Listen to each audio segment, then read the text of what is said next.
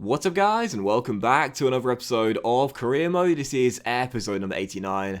And we start today's episode off with some player training. I think I'm going to need to learn how to say starting today's episode off with some player training in Italian. It's only appropriate, right? But starting the episode off with player training, of course. And also Patrick Cutrone coming to us here and saying he wanted to let me know he's a bit worried having read some of the speculation surrounding him. He wants me to give him another chance and prove he's the best man for the job. And after 2 games in the Serie A, back-to-back blanks for Patrick, poor starts for Cutrone at number 10, and Tony starting off with 3 goals in 3 games, and including the brace in the last game in the derby against Lazio. Well, not too sure. I guess we'll have to wait and see. Patrick Cutrone, maybe, with speculation he could be leaving, might well be leaving on transfer deadline day. Well, we had around £31 million in our budget on deadline day, and I did put in a bid for Pellegrini. We discussed him in the last episode. You guys are desperate for me to sign Pellegrini back to Roma. Unfortunately, couldn't negotiate the deal with Villarreal, and because this episode was like just full of transfer business, sadly I didn't want to show you negotiations. It went on for like 3 minutes, but I couldn't get a good fee for him, and couldn't get an affordable fee, I should say. And also, there were 3 players on my shortlist here that I really wanted to get. The 2 youth players from the Blades, Sheffield United, you guys have recommended in the first 4 episodes. We get these guys, Giovanni Gallo and Marco Romano, both on our shortlist right now, and unfortunately, because they have apparently just recently joined the club, we can't get them. And also, there's a centre-back there from Spal called Aya. And oh my word, 79 rated. Is he 20 or 21 years old? 6'5" and very quick as well.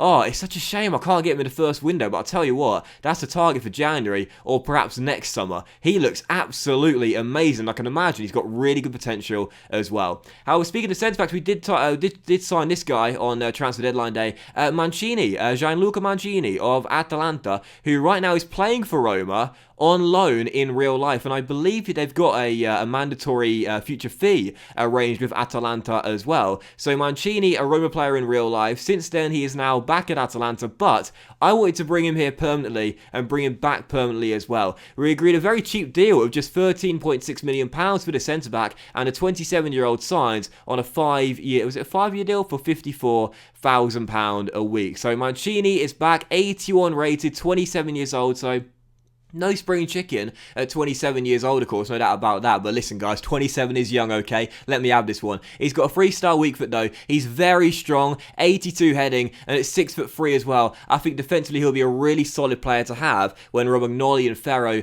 are too tired. Perhaps one of them's injured, because right now all we've got as a replacement centre-back is Nacho Fernandez at 33 years old, only 5'11", and retiring come the end of the year. We needed a new backup centre-back. Yes, Fossi Mensah can play there. Yes, as I've said before, we could possibly play Mandragora as a ball-playing defender, but I wanted an official new centre-back in on deadline day, and for £13.6 million, that's an absolute steal. Mancini comes in, 27 years old, 81 rated, and a very competent backup for Romagnoli and also Ferro as well.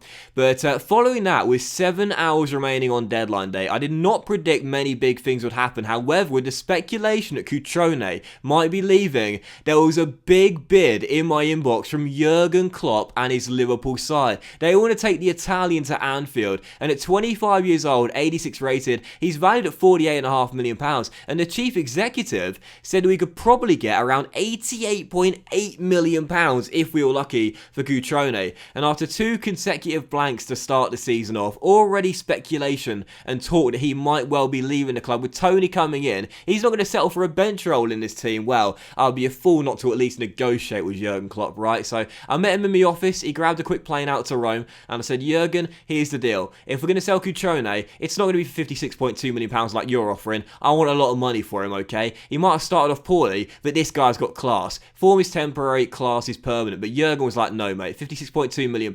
He's 5'2" blanks for you. He's not the same striker he used to be. Let me take him on a cut price deal. And I was like, no, it's not going to happen, mate. Give me the cash. Give me the money. That's what I want to see. And he kept on saying, no, £56.2 million or nothing. I said, do you know what? He's not going to settle for a bench role here. He's not going to take Tony's place out. So if you give us £65 million, that's £17 million over his current market valuation, you can have him, Jurgen. And Klopp looked at me in the eyes and he said, well, it's more than we wanted to pay, but I'll give you the £65 million for him. So £65 million is the fee we agreed with Jurgen Klopp and his Liverpool side for Patrick Cutrone. And on transfer deadline day, Patrick Cutrone is off to Anfield for 65 million. We'll see 54 million of that. We might have possibly undersold him. I was kind of hoping for around 75 to 80 million pounds, and I'll be honest here, I think the back-to-back blanks he had to start the season off kind of decreased his market valuation down a little bit. I think if he would have scored at least just a one goal, we probably could have got around 75 million. But anyway, 65 million for Cutrone, that bumps our transfer budget up to around 68 to 70 million pounds. But to be honest, whilst it might have been tiny little bit less than what I was hoping to get for Cutrone, it was still going to be enough for me to pick up his replacement. You guys saw him on my transfer shortlist in the very first episode when we took over Roma. Moise Kean, the former Everton and Juventus striker, now playing for Levante in La Liga in the game. 86 rated, same overall as Cutrone, but a couple years younger, just 23 years old, with high medium work rates. His release clause, I believe, was around £73.9 million, so a little bit out of our budget, but valued at £51.5 million. You might have noticed it, the chief exec suggested we could possibly get him for around his valuation, so clearly Moise is not loving life in La Liga right now, and after all the years he spent in England and Spain, he wants to come back to Italy, and he wants to be a Roma player, I'm sure of it. As we negotiated back and forth with Levante, we included the 10% sell-on clause into our bid as well, and as you can see, £64.6 million was what they then negotiated with us. I said take the 600k off because we're thinking about every single penny here with Roma after the amount of money we spent this season. £64 million plus a 10% sell-on clause, and Levante said, si senor, that's okay. So £64 million plus a 10% sell-on clause for Moise Kean, £1 million less than we got for Patrick Cutrone. And Moise Kean, as we sit him down in our office, look, you could tell Kean wanted to come back to the Serie A. You could tell he wanted to come back to Italy. He's got unfinished business here, and he wants to prove himself here as part of our Roma squad. And after the sale of Cutrone, we knew he wouldn't be in the first 11 right now. Moise Kean, I think, is more suited to be playing on the left wing than either Cutrone or Tony would be. We gave him a wage increase, 75 grand a week, 5-year deal, crucial squad role with 250 grand sign-on bonus, and Moise Kean agrees the deal, and he is in as our new number 10 for £64 million on transfer deadline day. What drama on transfer deadline day, but it's only fitting we see some major moves after what's happened all throughout the course of the summer transfer window. And Kean's key stats: 92 sprint speed, 89 acceleration, he's rapid with 89 strength, 89 attacking position, 89 ball control, 87 dribbling, and because of those stats right there, plus the high medium work rate as well, he looks to me like a much more suitable inside forward than either Tony or, more importantly, Patrick Cutrone. So farewell to Patrick. We wish him well in England with Liverpool and Anfield. No hard feelings between the two of us. I think it was just best for both parties really that Cutrone went elsewhere, because he wasn't going to be a first 11 player in this team, and at 86 overall he's not going to sit on the bench. He did a little interview, a sit-down interview with Sky Sports after his move, and I must admit I saw this was quite interesting. Jurgen Klopp saying, it's great to see we come to an agreement over the lad's future. Not only are we happy, but so is Cutrone. So, Jurgen Klopp perhaps a little bit of a dig at me there, saying Cutrone wasn't happy playing for me. Well, maybe he'll be happy at Anfield, and I hope he will be.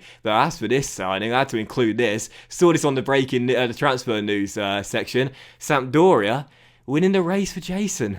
I can't believe we're going to play against Jason this season at Sampdoria. Oh my goodness gracious me. Sampdoria have signed Jason. Has he got his magic hat? I guess we'll find out. Did it go through customs? I'm not too sure. But yeah, Moise Kean in, £64 million. Cutrone off to Anfield for £65 million.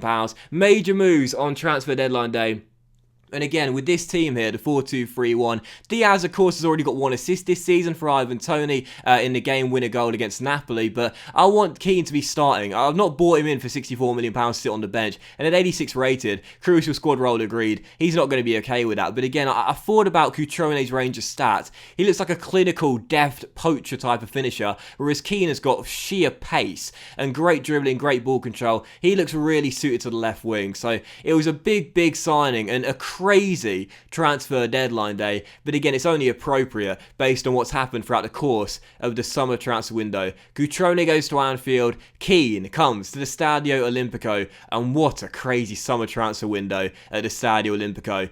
Just under £400 million spent on 11 new signings. We also raised £440 million for selling all of our players as well. So we had a massive clear out here at Roma in the very first transfer window. The fact that we made a profit after spending almost £400 million is quite frankly extraordinary. But yeah, what a window it was. Extraordinary window for Roma. When we came in, the board said to us, we want a rebuild and we want an Italian core. Those are two things we're asking of you in our first transfer window. Well, I've got to be honest here. I don't think even I anticipated this. What an extraordinary window for Roma. Unbelievable. Look at all these sales. So many fringe players, so many deadwood players, so many aging senior players leaving the club in this summer transfer window. But we also sold some key members of our side as well. Shenji Zunda, Grimaldo, Shalero, Newhow, you know, some big names also leaving in this summer window as well.